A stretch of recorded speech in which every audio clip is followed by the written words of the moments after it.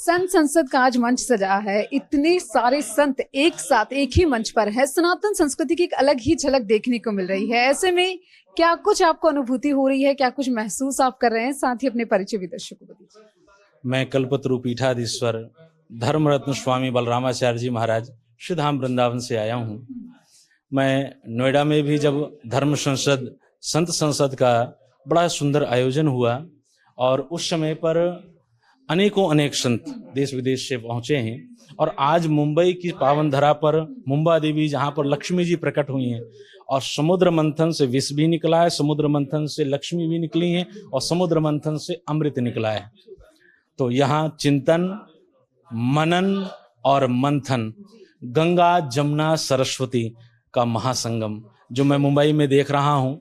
और एक बात कहूँगा कि अनेक संत यहाँ पर उपस्थित हो रहे हैं, देश विदेश से आ रहे हैं, कोई अयोध्या जी से आ रहा है, कोई वृंदावन से आ रहे हैं, कोई प्रयागराज से आ रहे हैं, अनेक तीर्थों से संत यहाँ पर आ रहे हैं।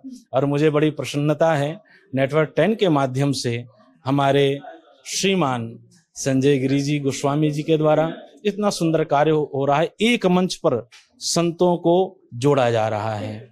लोहा जितना तपता है उतनी ही ताकत भरता है, सोने में जितनी आग लगे उतना खूब निखरता है। क्योंकि आज सिद्धि विनायक के दर्शन कर जिस तरीके से गणेश जी को आमंत्रण देकर हमने इसकी शुरुआत की, बेहद कहीं ना कहीं एक अच्छी पहल जो है नेटवर्क 10 के द्वारा मानी जा रही। इस तरीके के जो कार्यक्रम है उनको बढ़ावा देने के लिए और सनातन संस्कृति को इनके जरिए किस तरीके से बढ़ावा दिया जा सकता है, क्योंकि देखिए महाकुंभ का भी आगाज हो रहा है और ऐसे में सनातन संस्कृति पर कई प्रहार पिछले दिनों हमने देखे। कुछ विधर्मी हैं जो अपना कार्य कर रहे हैं, लेकिन शास्त्र कहता है जिसने गणेश जी का पूजन पहले कर लिया वो विघ्न दूर हो जाते हैं, क्योंकि विघ्न विनायक सिद्धि विनायक श्री गणपति जी का आज समस्त संतों ने और हमारे नेटवर्क 10 के माध्यम से editor in chief Sanjay Giri ji के द्वारा जो सुंदर वहाँ हमने दर्शन किए, संतों ने दर्शन किए, जिसका आगाज इतना सुंदर हो तो विचार कीजिए महाकुंभ दिव्य भव्य क्यों ना होगा। और मुझे गर्व है कि प्रयागराज में 144 वर्षों के बाद ये दुर्लभ जो संयोग बन रहा है, जब गुरु 12 वर्षों बाद एक राशि पर आता है वृष राशि पर, और वही सूर्य जब मकर के अंतर्गत प्रवेश होता है, माघ मकरगत रवि जब होई तीर्थ पतहि आव सब कोई, तभी तीर्थराज प्रयाग में सभी लोग पहुंचते हैं, सभी संत पहुंचते हैं, श्रद्धालु जन पहुंचते हैं। ये अमृत महोत्सव है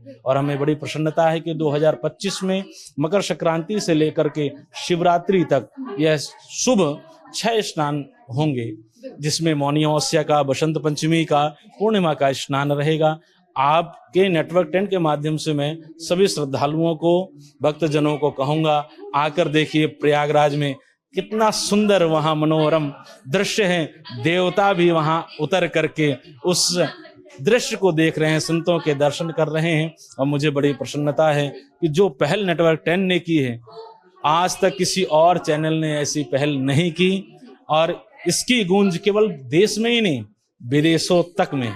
महाकुंभ को लेकर दर्शकों को शुभकामनाएं, जो वहां पर पहुंचने वाले और जो नहीं पहुंचने वाले, जो नेटवर्क 10 के माध्यम से देखने वाले, उनको भी जरा शुभकामनाएं। मैं तो नेटवर्क 10 के माध्यम से सभी को बहुत बहुत शुभकामनाएं, मंगल कामनाएं देता हूं और आवाहन करता हूं, आइए महाकुंभ में और देखिए जहां पर सभी संत लोग, भक्त लोग एक साथ एक पंक्ति में बैठे हैं, जहां पर जात पात का भेद नहीं, जात पात पूछत नहीं, कोई हरि को भजे सो हरि का होई। महाकुंभ में आपको वह दृश्य दिखाई देगा जिसमें कि सभी लोग एक पंक्ति में बैठ करके भोजन ले रहे होंगे, प्रसाद ग्रहण कर रहे हैं, भगवान का भजन कर रहे हैं। ये केवल संभव है प्रयागराज की उस पवित्र भूमि और दिव्य महाकुंभ में। हमारे यशस्वी उत्तर प्रदेश के मुख्यमंत्री योगी आदित्यनाथ जी और हमारे यशस्वी प्रधानमंत्री आदरणीय नरेंद्र मोदी जी के द्वारा जो भव्य व्यवस्था की गई है, किसी चीज की कोई कमी नहीं।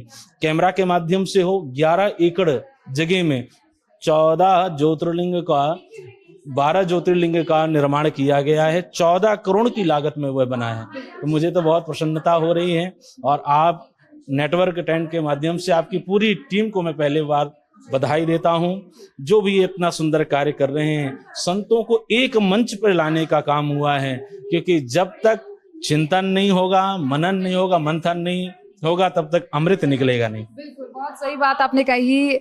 चिंतन मनन और मंथन, ये तीनों बेहद जरूरी है। बहुत बहुत शुक्रिया आपका खास श्रीमद् बातचीत के लिए। भागवत जी महापुराण के अनुसार एक बात और कहना चाहूंगा, नवम स्कंद के 4th अध्याय के 10वें श्लोक के अंदर ददामि ते मंत्र दृशे ज्ञानम ब्रह्म सनातनम।